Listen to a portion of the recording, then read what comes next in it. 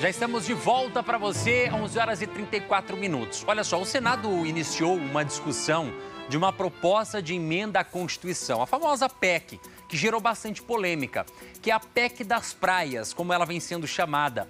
Passou a ser considerada como um mecanismo para privatizar as áreas à beira-mar que pertencem à União. O texto no Senado foi discutido numa audiência pública. Ainda está longe de ser analisado por comissões e pelo plenário. Depois da repercussão ruim do debate, o próprio presidente do Senado, Rodrigo Pacheco, ele indicou que a matéria não está entre as prioridades da votação. Mas para a gente entender o porquê desse burburinho todo, eu converso agora com Antônio Carlos de Freitas Júnior, que é mestre em Direito Constitucional pela USP. Antônio, bem-vindo ao nosso programa, muito bom dia para você, obrigado pela sua presença. E já começo perguntando o porquê dessa polêmica, né? O que seria essa PEC? De fato, é privatizar as praias ou não? Bom dia mais uma vez. Um ótimo dia a todos do Mato Grosso do Sul. Muito obrigado, Bruno, pelo convite. Esta PEC, ela não representa a privatização das praias. Por uma questão técnica, ela está falando sobre transferência de propriedade. E as pessoas, sobretudo as pessoas leigas, estão interpretando como, olha, agora as praias vão ser privatizadas. Isso entrou muito, vamos dizer assim, naquele fla-flu político e, sobretudo, com a intervenção e atuação de influencers de mídias sociais e da grande mídia.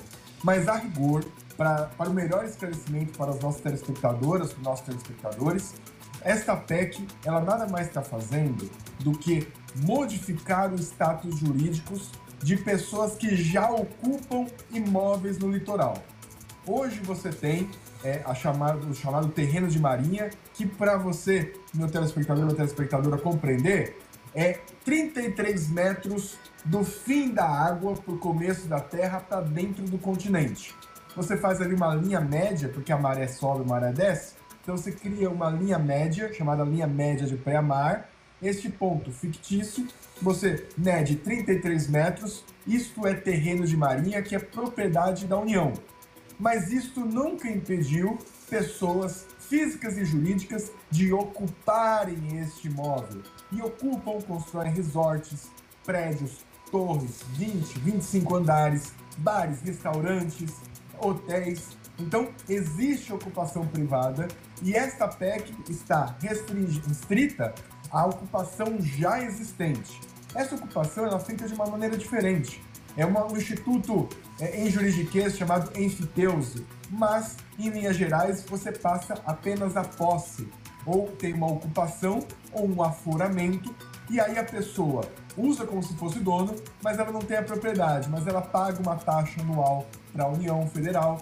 Ela, inclusive, quando vai transferir, ela transfere isso, tem registro na matrícula, lá no cartório de imóveis, lá no cartório de registro de imóveis, tem o registro da matrícula, a pessoa vai lá, pode transferir, vender, doar, locar, fazer Airbnb, fazer o que for para nesse imóvel, fazer o que quiser. Usa como se fosse dono, mas ele não tem o status jurídico específico de ser proprietário. O que essa PEC faz é permitir de que as pessoas não sejam consideradas apenas possuidoras, apenas com aforamento, com ocupação, mas também possam ser proprietárias.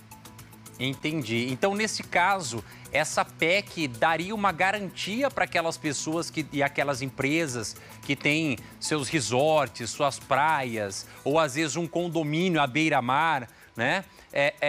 Daria o título de fato proprietário, porque isso coloca hoje na legislação vigente, do jeito que está a lei, pode acontecer de repente a União falar assim, não, vem cá que isso aqui é meu agora, que você não é de fato o proprietário, você está apenas usando o espaço que não é seu. Exatamente isso.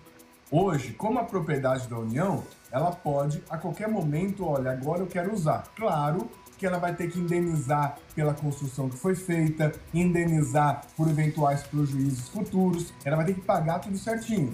Mas ela pode, de um dia para o outro, assumir aquele local e dizer que ela vai lá construir o que ela bem quiser, sem pagar a propriedade, mas somente pagando uma indenização pelo que lá foi construído. É exatamente isso, é incrementar segurança jurídica para aqueles que já ocupam poderem ter mais segurança e tranquilidade de que aquilo que eles já pagaram, pagam anualmente, isso vai virar propriedade deles. Inclusive, esta PEC não está dando de graça, ela está abrindo para o poder público, para a União Federal, falar quanto que vai ter que pagar para ela ter esse incremento de segurança. Esse status jurídico de, vamos dizer assim, possuidor, para subir a propriedade, a pessoa vai ter que pagar mais um valor que vai ser regulado por uma lei se essa PEC for aprovada.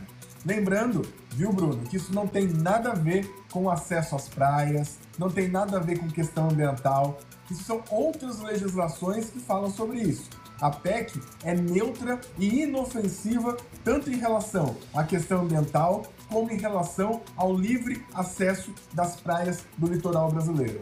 Sim, é importante até, viu, Antônio, essa sua participação, para a gente entender juridicamente de fato como funciona, como é e como seria caso essa PEC fosse aprovada. Porque, como você disse no começo da nossa conversa, existe muito diz-que-me diz-que, né? E aí existe a politicagem em cima de um determinado assunto, onde eu já vi vídeos de pessoas defendendo, dizendo assim, olha, não muda nada, a praia ela continua, qualquer pessoa pode usar aquela praia. E por outro lado, eu já vi pessoas dizendo, contrárias à PEC, falando assim, não, porque estão querendo banir a sua liberdade de ir para a praia, que estão querendo tirar o seu direito de acesso a algo que é natural, que é um patrimônio do Brasil. Então, é importante essa sua fala para a gente justamente entender e explicar para a nossa audiência também, né, o que de fato diz essa PEC e quais seriam as consequências. Para a gente finalizar, no seu olhar,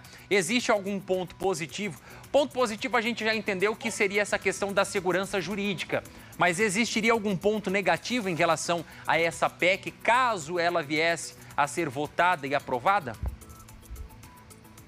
Olha, Bruno, o que eu vou te dizer, vamos lá, ponto negativo, o que você poderia ter é que com essa PEC as pessoas vão procurar mais seus direitos, vão procurar ocupar, isso pode ter um efeito sociológico. Mas eu quero ser muito franco com o nosso telespectador, com a nossa telespectadora e com você aí do estúdio. Na minha visão, esta PEC eu poderia nominar como PEC do fim da hipocrisia. Porque tem na Constituição, lá no artigo 20, que o imóvel é da União. Dá uma impressão de que a União está lá ocupando, mas na verdade você tem vários privados que estão ocupando, tem atividade econômica, tem atividade residencial, mas tem só um detalhe, uma sutileza jurídica que impede ele ter mais segurança. Então, para mim, a minha visão real, não somente o ponto positivo da segurança, mas uma questão de não hipocrisia constitucional. Por quê? Se está dizendo que é da União, a União deveria ocupar. Se não está ocupando, ou está errado, ou tem que desocupar.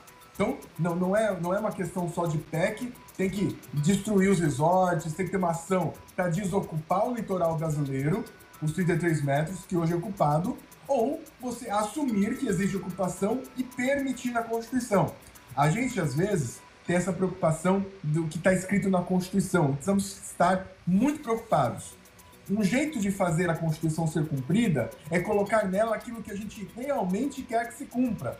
Não adianta ficar colocando algo que precisa ter uma brechinha. Ah, mas pode ocupar ali, pode ocupar acolá. Então, para mim, o ponto mais real é dar à Constituição o seu significado concreto. Sim. Olha, é possível, tem que ter interesse público e é possível transferir a propriedade, já que muitos hoje usam como se dono fossem. Constrói resorts, habitação social, habitação de luxo. Então nós estamos encarando, na verdade, a realidade na Constituição. É isso que a PEC, a rigor, com um português um pouquinho mais claro, está tentando fazer.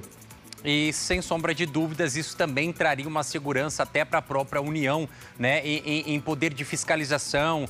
Claro que a gente sabe que hoje, para construir qualquer imóvel para a beira-mar, você precisa cumprir algumas regras ambientais. Mas isso também fala, olha, você tem o direito de posse, você é o dono, de fato, agora, né? Então, nós vamos fiscalizar mais, né, e cobrar que você cumpra devidamente o que a lei, principalmente ambiental, diz a respeito. Bom, conversei com o Antônio Carlos aqui de Freitas Júnior, ele que é mestre em Direito Constitucional pela USP. Antônio, obrigado pela sua participação aqui no nosso programa, viu? Um abraço para você. Eu que agradeço, um abraço a todos, uma excelente tarde. Tá certo, um abraço.